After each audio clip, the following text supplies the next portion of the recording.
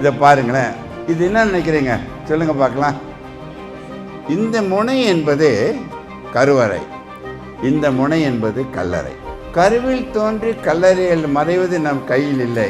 இடைவெளி என்ற கோடுதான் நம் வாழ்க்கை. இந்த இடைவெளியை கூட்டுவதற்கு உயிர் என்பது தெய்வமாக வச்சுங்க, உடல் என்பது ஆலயமாக வைத்துக் கொள்ளுங்கள். 60 வருடங்களாக உலகத்துக்கு சொல்லிக் கொண்டிருக்கின்றேன்.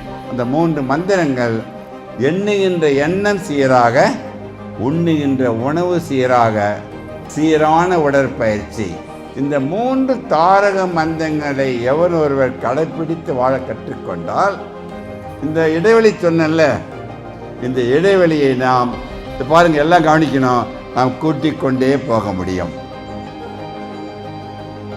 இல்லை சொற்களைங்க கடைபிடிக்க மாட்டேன்னா அது குறைத்து 20-25 வயதில் மகிழ்ச்சியாக இறந்து விடுங்கள். ஸோ இருக்கப் போகின்றீர்களா, இறக்கப் போகின்றீர்களா? இரண்டும் கடவுளிடமோ சொக்கலிங்கத்திடமோ டாக்டரிடம் எவரிடம் கிடையாது, உங்கள் கையில் மட்டும்தான் இருக்கின்றது. நான் புரிஞ்சுட்டீங்களா? இது 3 மந்திரத்துக்கு ஏதாவது செலவு பண்ணாமா? எங்கேயாவது வாழ்க்கையில் செலவு பண்ணுமா வேண்டாமா?